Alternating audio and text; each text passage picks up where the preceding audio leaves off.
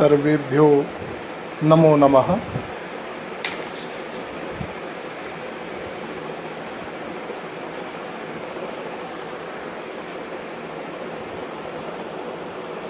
मूकं करोति वाचालं पंगुं लंघयते गिरिं यत्कृपातमहं वन्दे परमानंद माधवम्।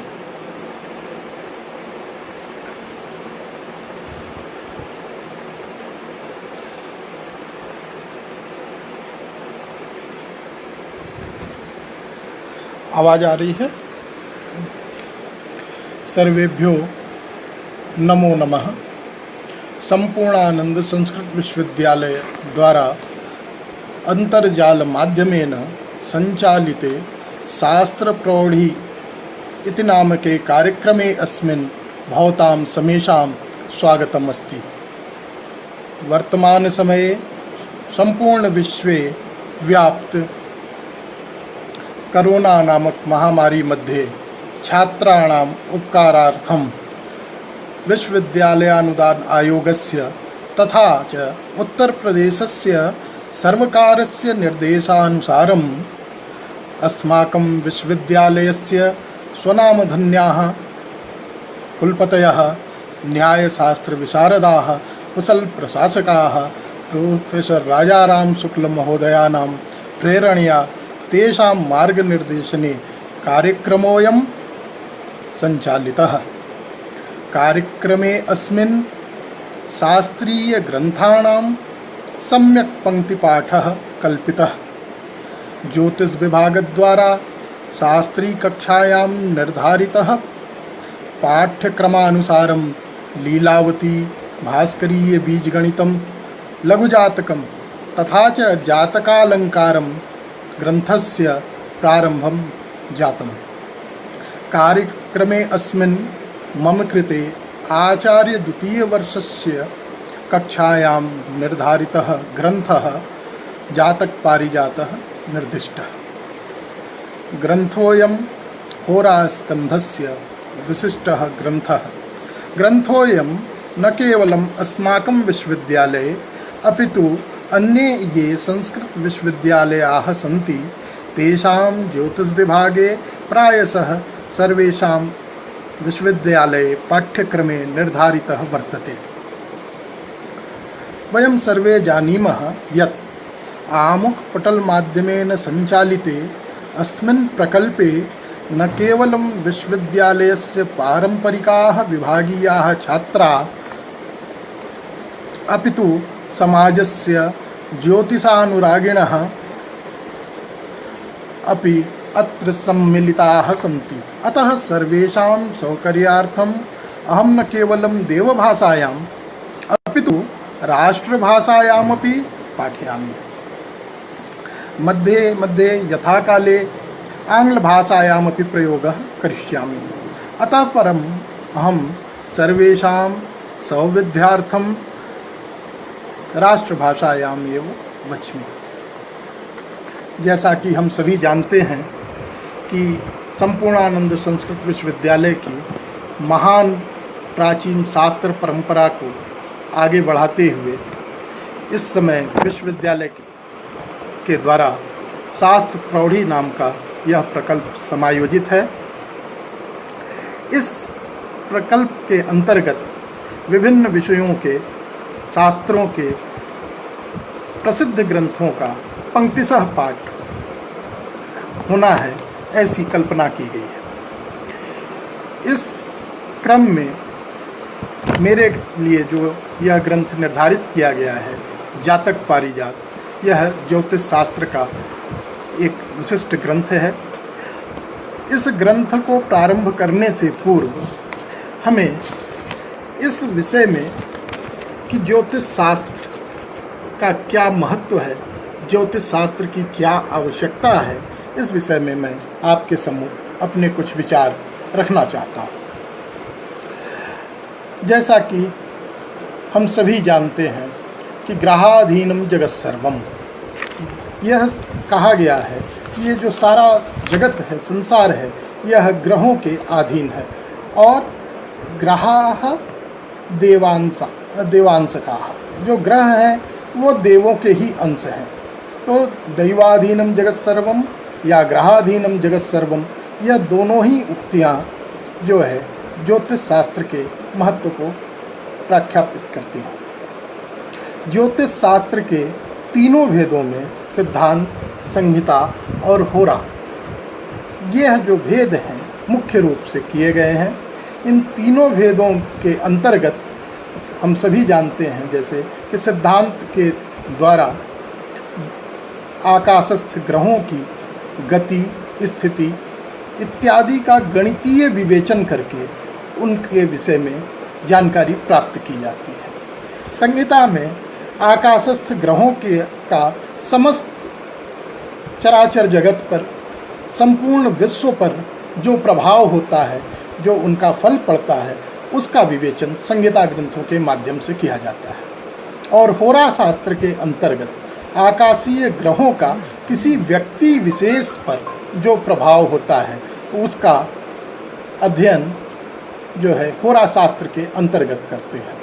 होरा शास्त्र में भी शकुन इत्यादि अनेक शकुन, रमल, ताजिक इस प्रकार से भेद हैं। यह जो ग्रंथ है, यह ग्रंथ होरा शास्त्र के जातक शास्त्र का जो अंश है उसके विषय में बताता है। जैसा कि आप सभी जानते हैं कि जो यह ज्योतिष शास्त्र है यह वेद के अंग के रूप में स्थापित है और अनेक प्राचीन महर्षियों ने, ऋषियों ने पूर्व में ही ज्योतिष शास्त्र का ग्रंथों का प्रणयन किया है। तो इसके पश्चात पुनः आचार्य ने जो यह ग्रंथ लिखा, इसकी ऐसी क्या आवश्यकता है, इसको उन्होंने अपने आगे विषय प्रतिपादन के समय बताया है।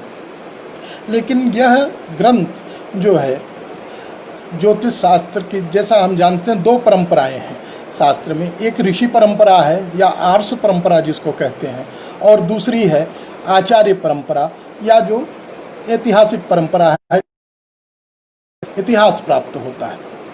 तो यह ग्रंथ जो है आचार्य परंपरा का ग्रंथ है और इसमें इस ग्रंथ के जो रचयिता हैं आचार्य वैद्यनाथ हैं। वैद्यनाथ के विषय में अगर हम ज्योतिष शास्त्र के इतिहास को देखें तो बहुत विशाल जानकारी नहीं है, बहुत ही स्वल्प मात्रा में जानकारी प्राप्त होती है। और कई आचार्यों ने जैसे शंकर बालकृष्ण दीक्षित इत्यादि ने इनके विषय में अपने ज्योतिष शास्त्र के इतिहास में, या गोरख प्रसाद जी ने अपने ज्योतिष शास्त्र के इतिहास में बहुत कम इनके बारे में बताया है। और इसी प्रकार आचार्य जी ने भी वैद्यनाथ के विषय में बहुत कम या बिल्कुल ही नहीं लिखा है अपने ग्रंथ गणकतरंगिणी में। अगर हम इनके विषय में देखें तो ये लगभग 14वीं 15वीं शताब्दी के आचार्य माने जाते हैं और ये स्वयं कहते हैं कि यह जो उन्होंने ग्रंथ लिखा है, यह ग्रंथ जो है इन्होंने मुख्य रूप से आचार्य कल्याण वर्मा के ग्रंथ सारावली को आधार बना करके लिखा है। और सारावली के बहुत सारी श्लोकों का इसमें भी संग्रह है। और इन्होंने इसके पूर्व के जो आचार्य हैं जैसे गर्ग पराशर आदि, इन सब के भी वचनों को, वराह मेर के वचनों को इन्होंने अपने इस ग्रंथ में समाहित किया है। यह ग्रंथ जातक पारिजात 18 अध्यायों में विभक्त है। और इस ग्रंथ की एक विशेषता यह भी है कि जब हम इस ग्रंथ का अध्ययन या अध्यापन करते हैं तो हमें किसी पूर्व ग्रंथ के अध्ययन की अपेक्षा नहीं है, क्योंकि ये प्रौढ़ ग्रंथ होते हुए भी इन्होंने बिल्कुल शुरू से, बिल्कुल क्रम से जो है राशियों से जो है अपनी बात को शुरू किया है, राशियों के स्वरूप से शुरू किया है। इनका प्रथम अध्याय राशिशीला अध्याय है। इसमें उन्होंने राशियों इत्यादि का संपूर्ण स्वरूप अपने इस विषय में व्याख्यायित किया है। अब हम इस ग्रंथ का पंक्तिशः पाठ, इस ग्रंथ की अनेक टीकाएं उपलब्ध होती हैं, परंतु यहाँ हमने अपने इस पाठ के लिए आचार्य कपिलेश्वर शास्त्री के द्वारा जो टीका की गई है, उनकी जो सुधा शालिनी टीका है संस्कृत में, उस टीका को इस ग्रंथ का आधार बनाया है और उन्हीं के टीका के आधार पर हम इस ग्रंथ का पंक्तिशः पाठ करेंगे। तो जैसा कि हम सभी जानते हैं कि किसी भी ग्रंथ का आरंभ जो है सबसे पहले मंगल से होता है। मंगलाचरण जो है, ऐसी भारतीय सनातन परंपरा में जब भी हम कोई कार्य प्रारंभ करते हैं तो उसमें आने वाले विघ्नों की समाप्ति, उनको दूर करने के लिए सर्वप्रथम मंगल की कामना की जाती है, किसी देवता की स्तुति की जाती है। मंगल भी शास्त्र परंपरा में 3 प्रकार का बताया जाता है: नमस्कारात्मक, आशीर्वादात्मक और वस्तु निर्देशात्मक। यहाँ आचार्य ने जो मंगलाचरण किया है, इनका यह मंगलाचरण नमस्कारात्मक मंगलाचरण है। आइए आज हम इस ग्रंथ का पाठ शुरू करते हैं। ग्रंथ का मंगलाचरण करते हुए आचार्य कहते हैं: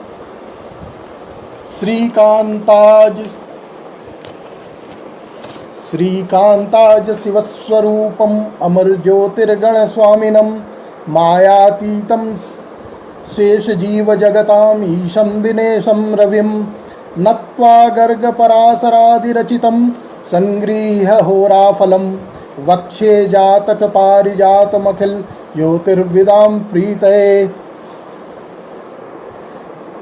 ज्योतिर्वृदां प्रीतये, ये ज्योतिर्विदाः सन्ति तेषां प्रीतये, तेषां प्रीतिं प्राप्त्यर्थम अहम जातक पारिजातं वक्षे इति कथयति वैद्यनाथः।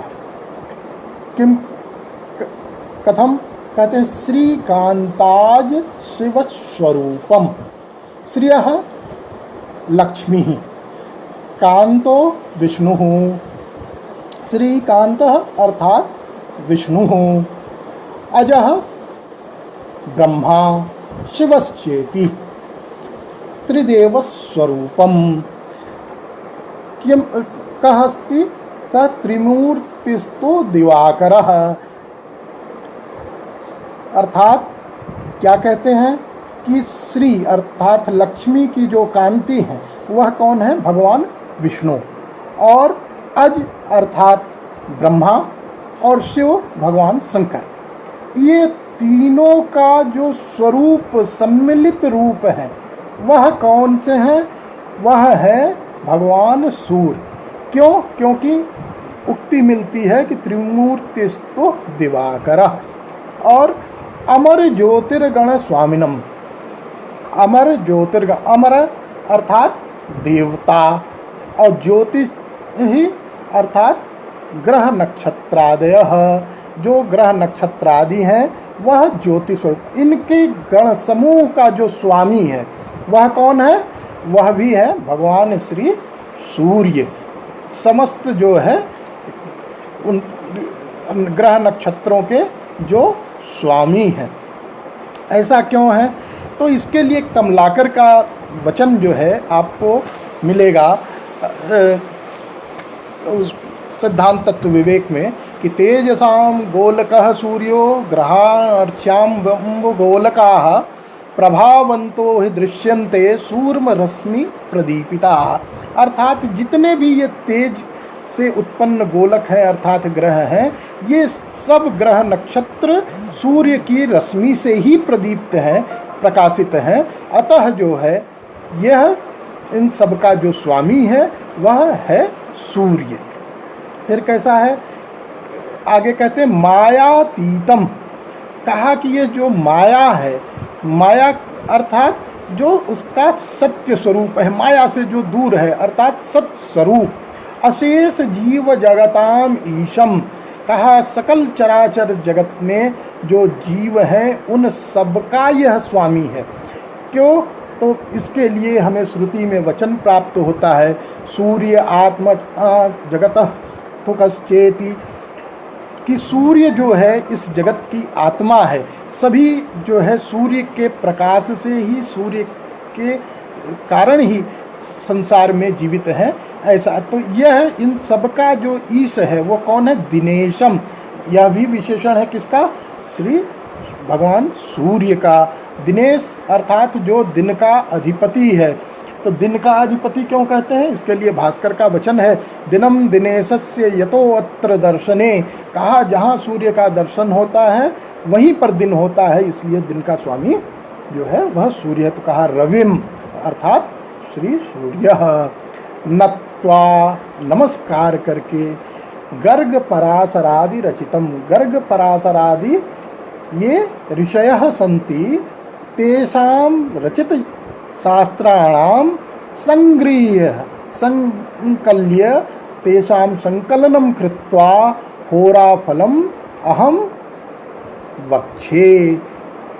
अर्थात वैद्यनाथ क्या कह रहे हैं कि जो शिव हैं, जो विष्णु हैं, जो ब्रह्मा हैं, इन तीनों के जो सम्मिलित स्वरूप हैं, इनसे अर्थात भगवान सूर्य जो हैं, अर्थात इसमें यह भगवान सूर्य के विभिन्न विशेषणों का प्रयोग कर रहे हैं।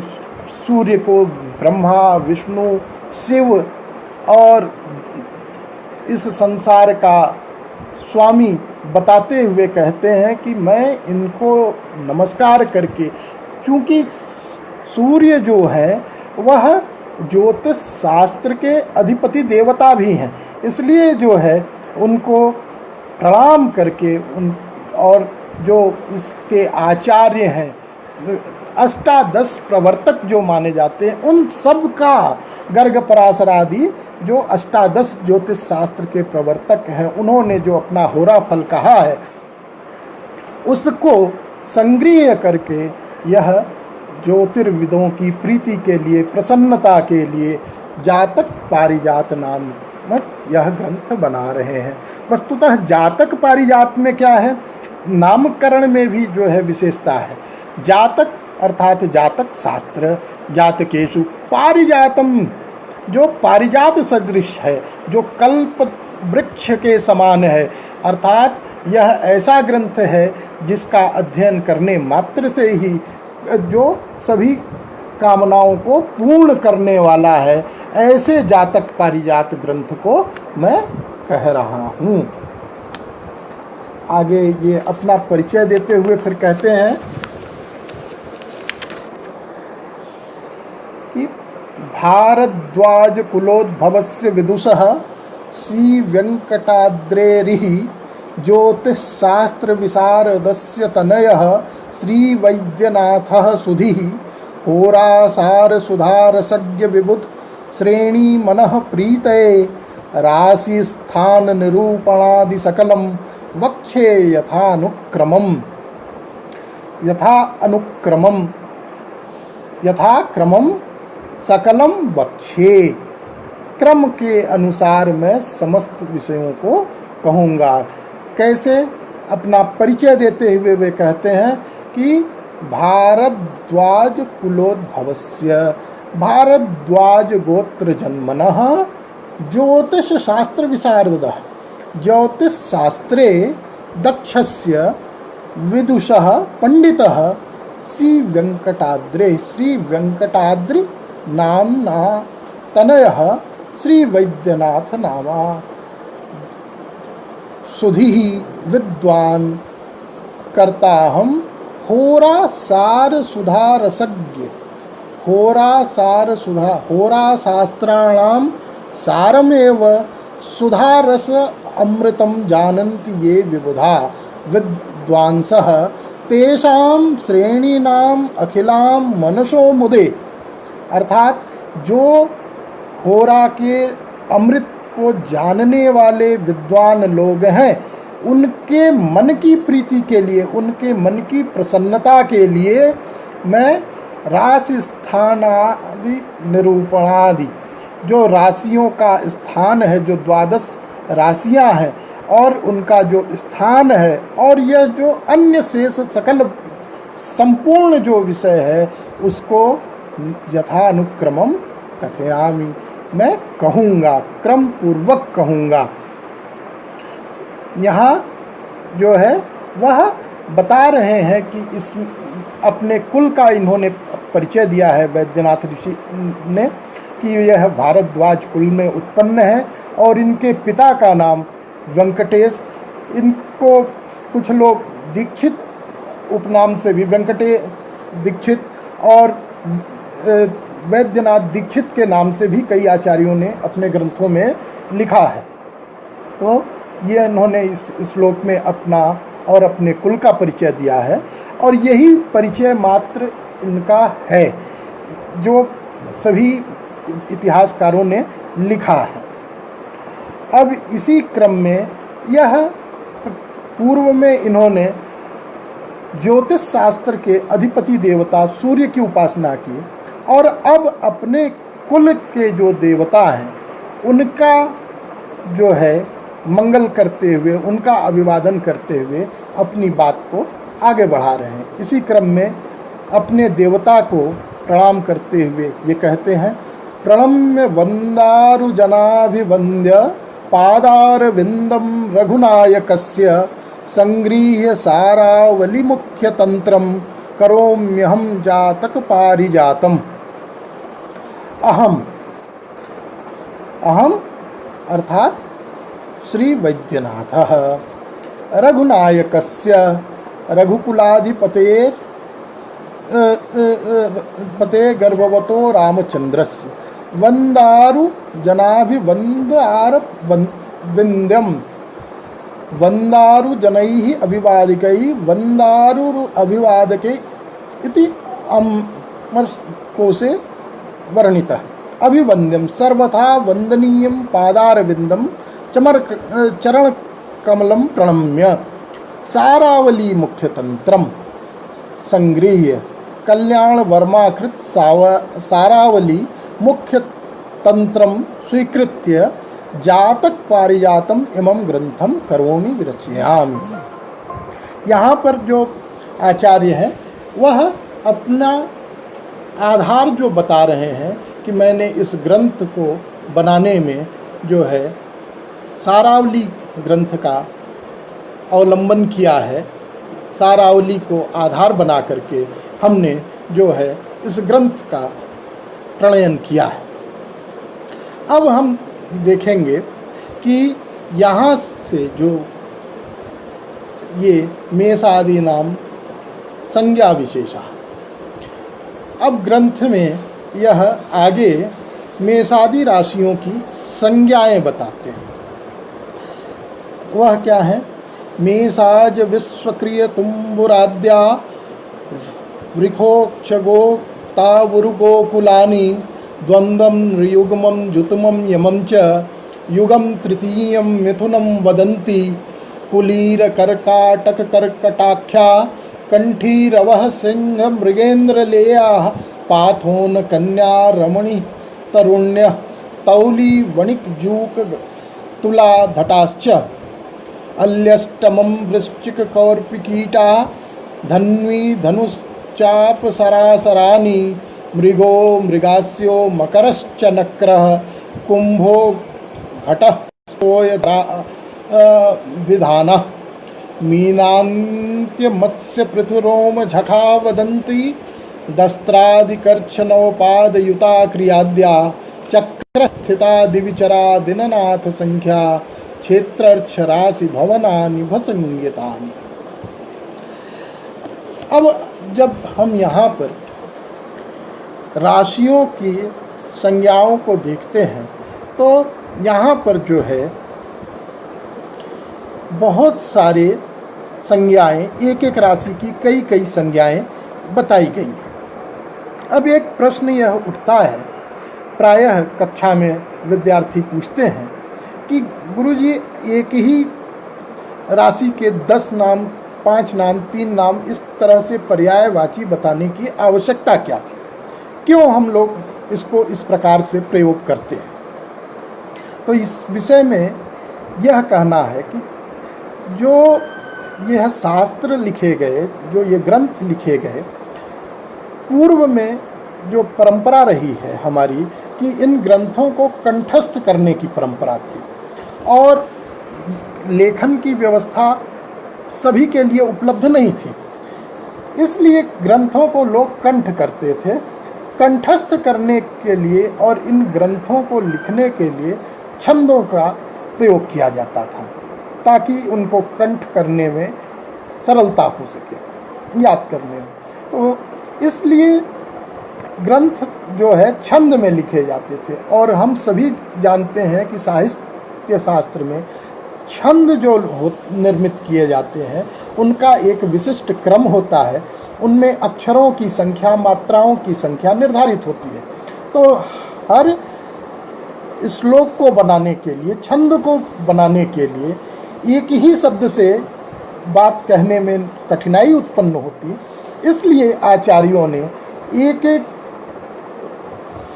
वस्तु के, एक एक पदार्थ के कई कई संज्ञाएं बनाई और ऐसा करने से इनको छंदों के अंतर्गत ढालना संभव हुआ और श्लोकों की रचना में आसानी हुई। इसीलिए एक एक पदार्थ की कई कई संज्ञाएं बताई गई हैं। अब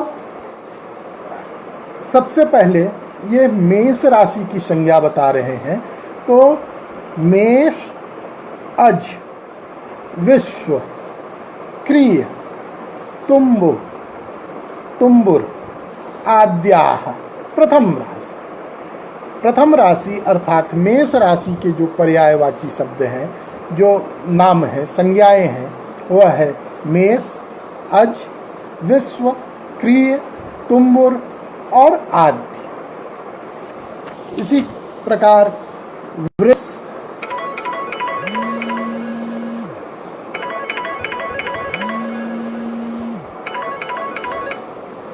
वृष, अक्ष, गो, तावुरु, गोकुल, यह वृष राशि की संज्ञाएं हैं। मिथुन राशि की द्वंद्व, नृयुग्म, जुतुम, यम, युग।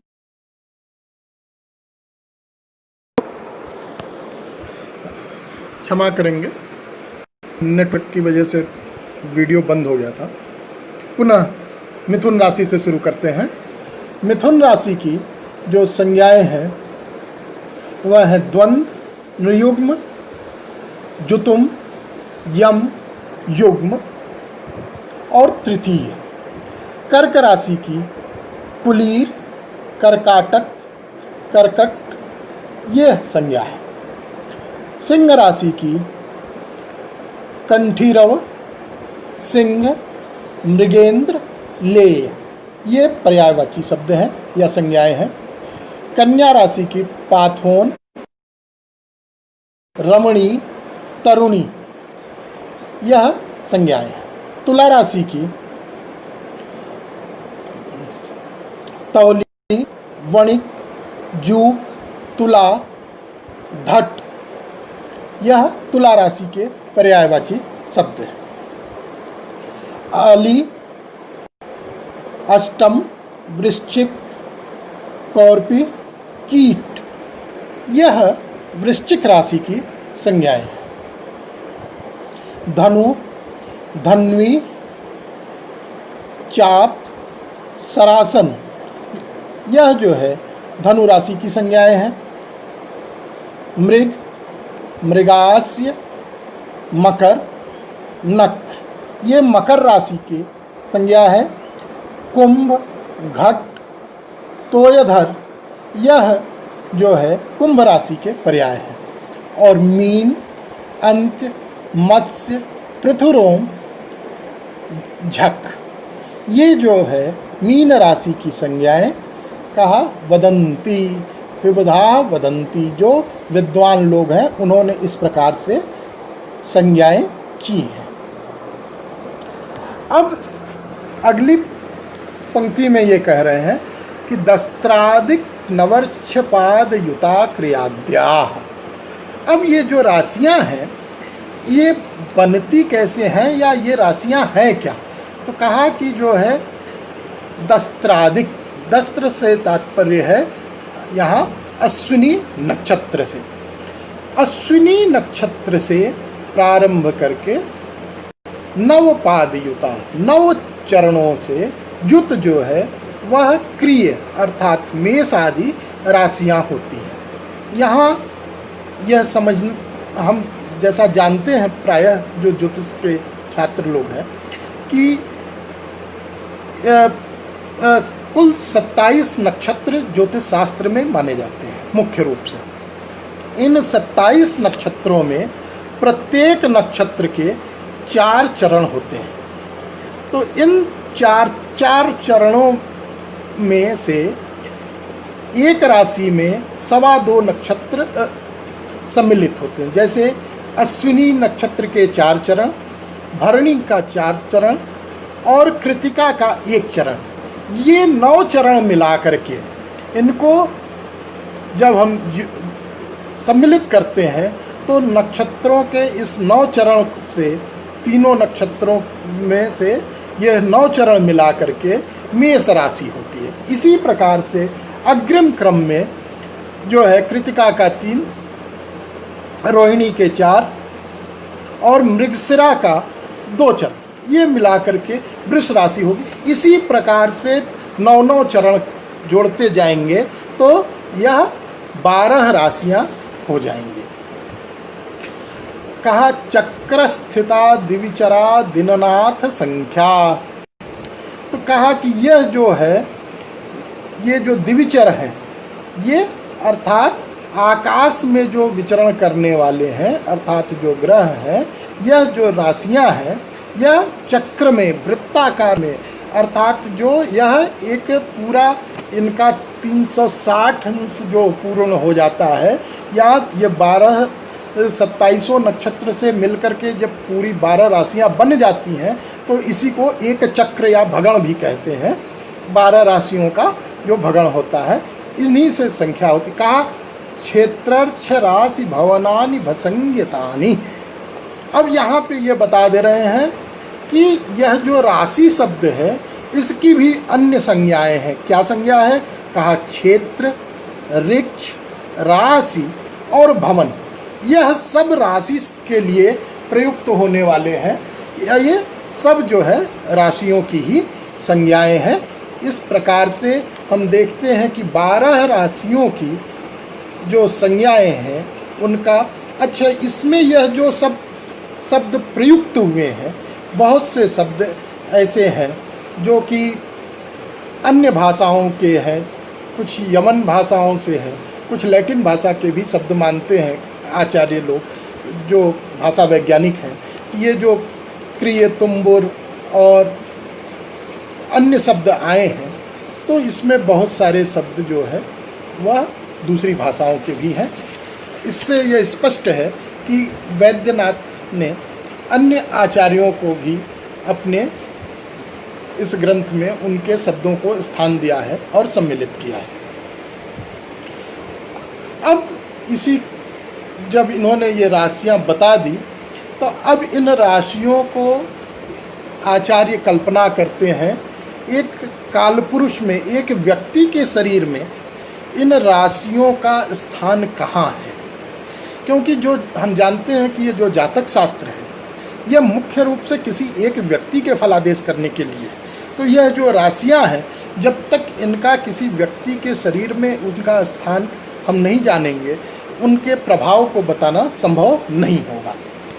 तो इन राशियों का काल पुरुष में, अर्थात किसी व्यक्ति के शरीर में कहाँ स्थान है, यह बताते हुए आचार्य कहते हैं कालात्मकस्य च शिरोमुख देश वक्षो हृत कुक्ष भाग कटिबस्ति रहस्य देशाः उरु च जानुयुगलम परतस्तु जंगे पादद्वयम क्रिय मुखावयवाः क्रमेण। कहा कालात्मकस्य, जो काल पुरुष है, काल एव आत्मा यस्यासौ स कालात्मा एव, कालात्मकस्य काल पुरुषस्य इत्यर्थः। क्रिय मुखावयवाः, क्रिय अर्थात मेष आदि, अवयवाः क्रमेण, क्रमेण अवयवाः भवन्ति। केते अवयवाः?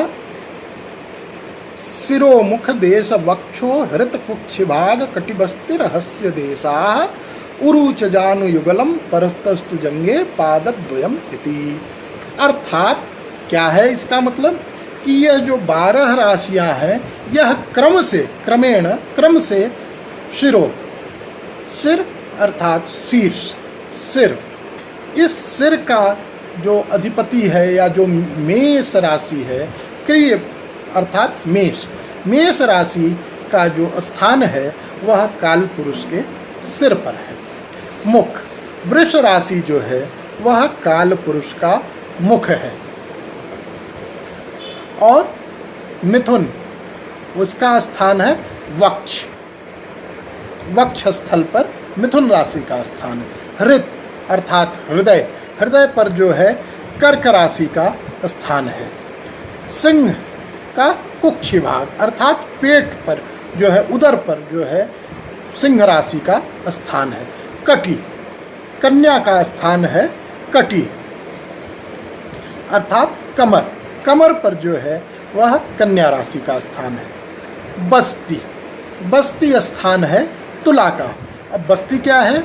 बस्ती कहते हैं नाभि लिंगयोर मध्य देशः, अर्थात लिंग और नाभि के मध्य का जो स्थान है उसे बस्ती कहते हैं और इस स्थान का स्वामी है तुला।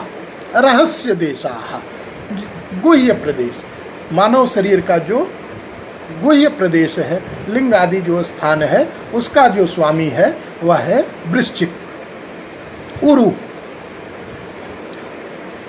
जो दोनों घुटने हैं उसका स्वामी है मकर। और जंघाएं, दोनों जंघाओं का जो स्वामी है वह कुंभ है। और मीन पाद द्वयम, दोनों पैरों का जो स्वामी है वह मीन है। अर्थात यह जो राशियां हैं काल पुरुष के शरीर में इन इन स्थानों पर इनका निवास है। अब यहाँ हम देखते हैं कि अन्य आचार्यों के मत से, वराह मिहिर के मत से, जैसे वराह मिहिर ने अपने लघु जातक ग्रंथ में लिखा है शीर्ष मुख बाहु हृदयोदराणी कटिबस्ति गुह्य संज्ञानी उरुजानु जंघे चरणाविति राशयोः अजाद्याः। तो पूर्णतया दोनों का जो स्थान विभाजन है वह एक जैसा है, केवल अंतर जो मात्र है वह है मिथुन राशि में। और यह क्या है कि यहाँ आचार्य वैद्यनाथ मिथुन को जो है वक्षस्थल पर बता रहे हैं, जबकि वराहमिहिर ने मिथुन राशि का स्थान दोनों भुजाओं पर, बाहु पर बताया है। और अन्य जो ग्रंथ हैं पराशर आदि के, उनमें भी बाहु में बताया गया है। यह थोड़ी सी विशेषता है इन दोनों के मध्य, यह भेद है। अब इन स्थान पर राशियों के होने का फल क्या है, तो इसको जो है लघु जातक में बहुत स्पष्ट रूप से वराहमिहिर ने कहा काल नरस्य अवयवान पुरुषाणाम चिंतयेत प्रसव काले सद सद ग्रह संयोगात पुष्टाह सोपद्रवास्ते च।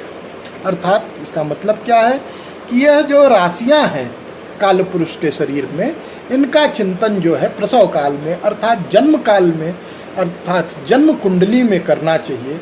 कहा सद असद ग्रह संयोगात, जो सद ग्रह हैं, शुभ ग्रह हैं, असद ग्रह, अशुभ ग्रह, इनके संयोग से ये पुष्ट और उपद्रव से युक्त होते हैं।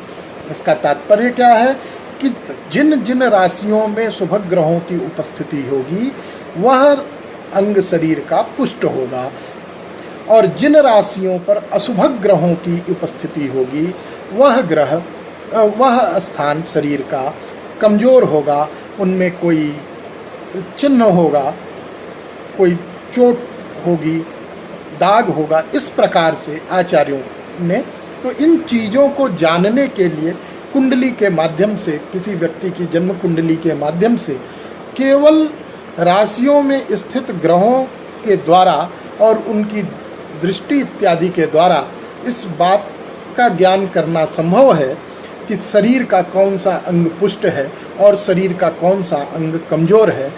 तो इसे जानकर के उपायों द्वारा शरीर को पुष्ट करने का प्रयास, कमजोरी को दूर करने का प्रयास आचार्यों ने करने का तरीका बताया है। आज के इस पाठ में हम पाठ को यहीं तक रखते हैं और जैसा कि आप सभी को पूर्व में सूचना दी गई है कि जातक पारिजात ग्रंथ का यह पाठ सप्ताह में 2 दिन बुधवार और शनिवार को हुआ करेगा। तो दोनों दिन दोपहर 2:45 से लेकर 3 साढ़े 3 बजे तक या 3:45 बजे तक ये पाठ चलेगा। आप सभी के पुनः अग्रिम पाठ में उपस्थिति की कामना के साथ मैं आज के पाठ को यहीं विराम देता हूँ। जयतु संस्कृतम, जयतु भारतम। धन्यवाद।